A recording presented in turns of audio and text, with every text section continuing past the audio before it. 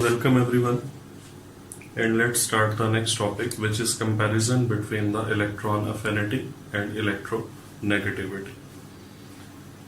Basically, electron affinity and electronegativity both means the attraction for electrons, means the ability of an atom to attract the electrons. But there is hell of difference between these two terms, electron affinity and electronegativity, because electron affinity is ability of an isolated gaseous atom to attract an electron and form a uninegative gaseous ion. Because the formation of uninegative gaseous ion is an exothermic process, so the first electron affinity always carries the negative sign. Means electron affinity is the amount of energy released when an electron is added to the valence shell of an isolated gaseous atom in its ground state. But in case of electronegativity, it is also ability of an atom to attract the electrons, but that atom must be covalently bonded. Suppose that this is a heteronuclear diatomic molecule consisting of A and B atoms, and here is the shared pair of electron, and the covalent bond is present between A and B, which is due to the mutual sharing of the electrons. Suppose that the ability of A atom to attract the electrons is more as compared to the B atom, so the electronic cloud will be bent towards this A atom. It never means that these two electrons are transferred to A. It just means that the electronic cloud is bent towards the A atom. So ability of A atom to attract the shared pair of electrons is more as compared to the B atom. So we will say that the electronegativity of A atom is more as compared to the B atom. And the more electronegative element that will carry delta negative or partial negative charge, and less electronegative element will carry delta positive or partial positive charge. For example, in case of HCl, there is a pair of electrons shared between them. The ability of chlorine to attract the shared pair of electron is more as compared to hydrogen atom. So electronegativity of chlorine is more than hydrogen. Chlorine will be partial negative and hydrogen will be partial positive. So electronegativity is ability of an atom to attract the shared pair of electrons towards itself. It means electron affinity is basically property of an isolated atom, but electronegativity is property of a covalently bonded atom. In case of electron affinity, the atom attracts the free electrons towards itself. But in case of electronegativity, the atom attracts the shared pair of electrons towards itself. So in order to study the electron affinity, the atom must be isolated. But in order to study the electronegativity, the atom must be covalently bonded to some other atom. It is property of isolated atom to attract the free electron. It is property of the bonded atom to attract the shared pair of electrons. It is a hypothetical concept, mean just theoretical concept it is. Electronegativity is not a physical quantity. It has no units, it has no practical measurement. So electronegativity is just a fantasy of the Pauling. Then how the electronegativity is decided? Basically, electronegativity is decided on the basis of the Pauling scale. He has devised this scale taking fluorine as a standard with maximum electronegativity value of 4. And you will see that there are no units which are used with this value 4. It is a dimensionless quantity. It is a hypothetical concept, not a physical quantity, no practical measurement. But in case of electron affinity, it is a physical quantity. Its practical measurement is also possible and its units are kilojoule per mole. In case of That is a special case that you have already formed a uni-negative gaseous ion and you want to add another electron in this negative ion to form the di-negative gaseous ion. Now the second electron affinity that will be positive. Mean the formation of uni-negative ion is exothermic, but the formation of di-negative ion is an endothermic process. Why? Because electron and this negative ion both are carrying the same charge, negative. So there will be force of repulsion between these two species, and in order to overcome the force of repulsion, the energy must be provided. That's why the second electron affinity and all higher electron affinities except the first electron affinity, they all carry the positive charge. Now what are the factors on which electron affinity and electronegativity of an atom they depend? Basically, the factors affecting are same as that of the ionization energy. If you have not discussed ionization energy, then please go to my lecture of the ionization energy and first understand that concept. Then it will be very easy for you to understand these two terms as well. Electron affinity and electronegativity both are inversely related to atomic radius. Both are inversely related to shielding effect. What is shielding effect? I have explained it in a lecture of the ionization energy, and both are directly proportional to the Z effective, mean effective nuclear charge.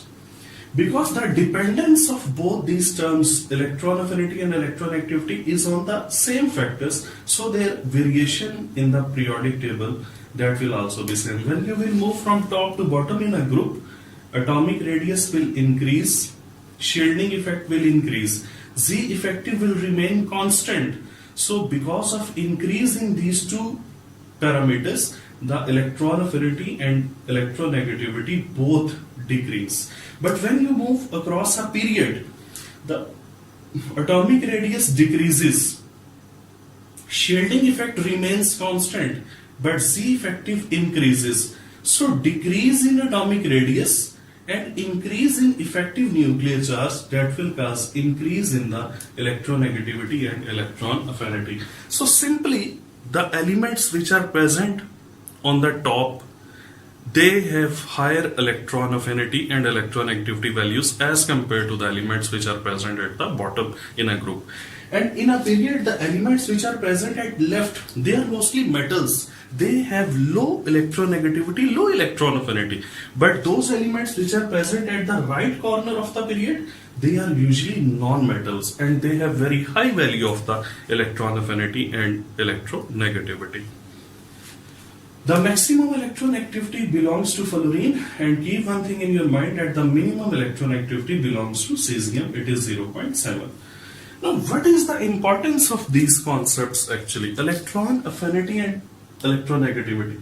As far as the electronegativity is concerned, this table must be in your mind and it is very important for the MCQs.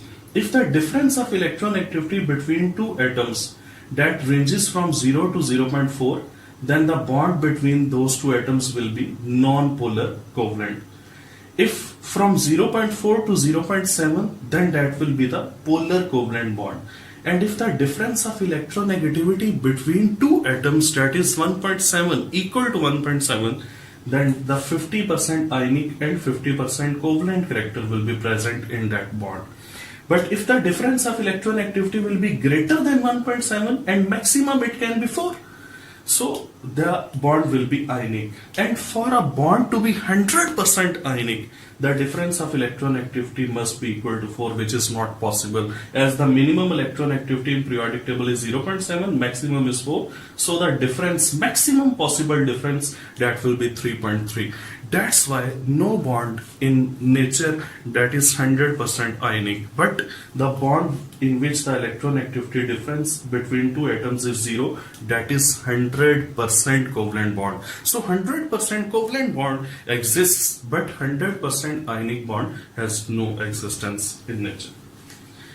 Now, just like the ionization energy, there are certain exceptions in the electron affinity as well. And what are those exceptions?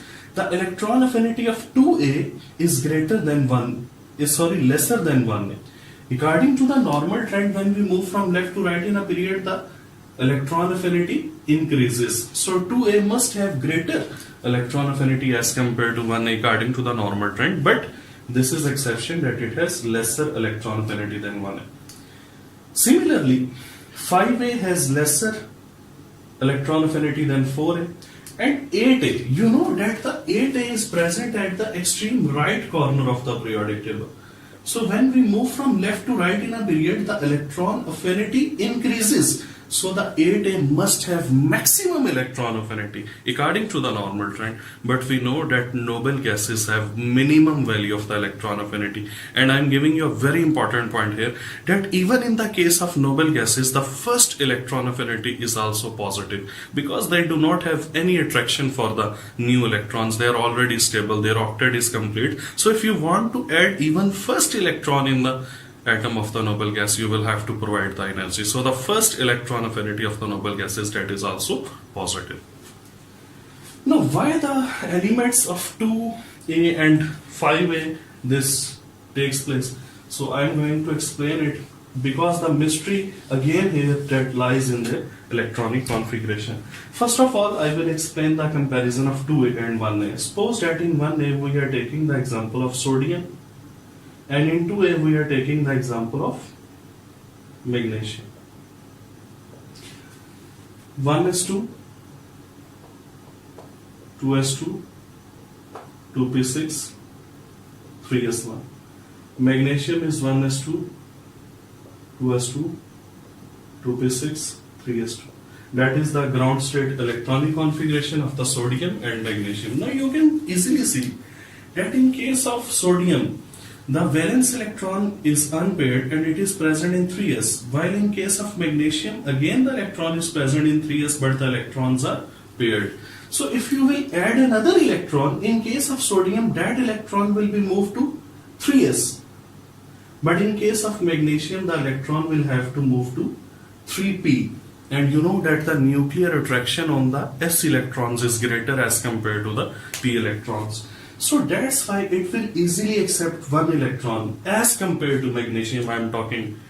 So it will easily accept one electron, while the magnesium will not easily accept an electron, because here the electron will be added and pair of electron will form, and the pair will be formed in s subshell.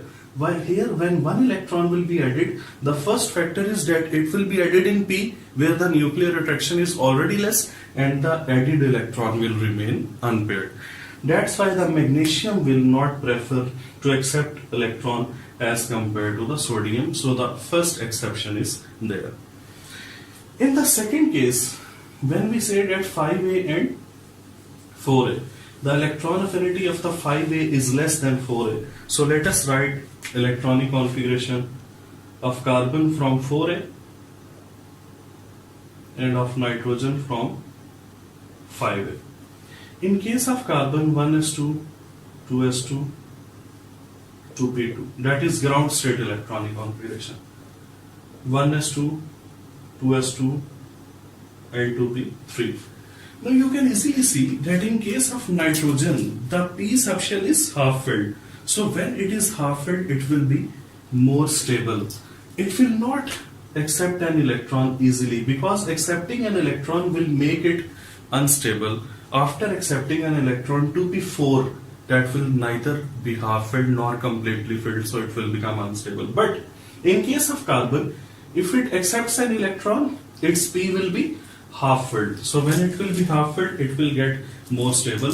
So as compared to nitrogen, the ability of carbon to attract the electron, that will be more. It means electron affinity of the 5a will be less than 4a due to the extra stability of the p subshell.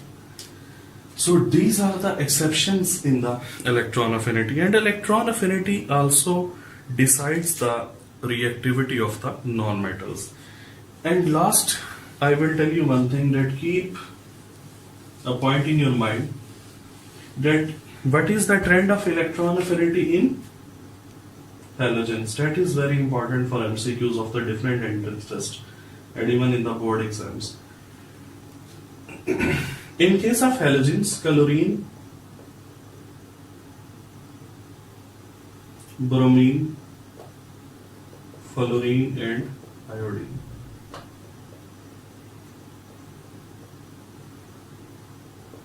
This is the order of the electron affinity of the halogens. If I remove fluorine here, the remaining trend is normal because down the group the electron affinity decreases, and the same is happening, the electron affinity is decreasing. It means the exception is basically shown by the fluorine here. Fluorine has lesser electron affinity. While it is present at the top of the group, it must have higher electron affinity. That is because of the reason that it has very dense electronic load. What does it mean? In case of fluorine, the atomic number is 9. So in the first shell there are 2 electrons. In the second shell there are 7 electrons. Atomic number is 9. While there are 9 electrons in the first 2 shells of the fluorine, and the maximum number of electrons that can be accommodated in the first 2 shells, that are 10, because the K can have maximum of 2 and L shall have maximum of 8 electrons. So fluorine is having 9 electrons.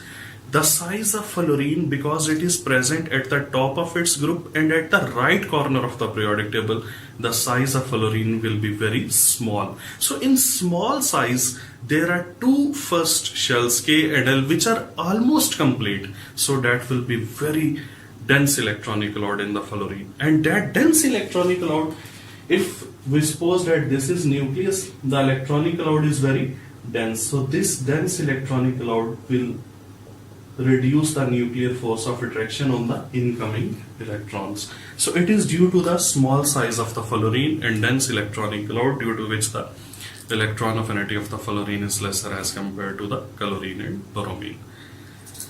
So I hope so that it is enough for electron activity and electron affinity. Take care. Allah Hafiz.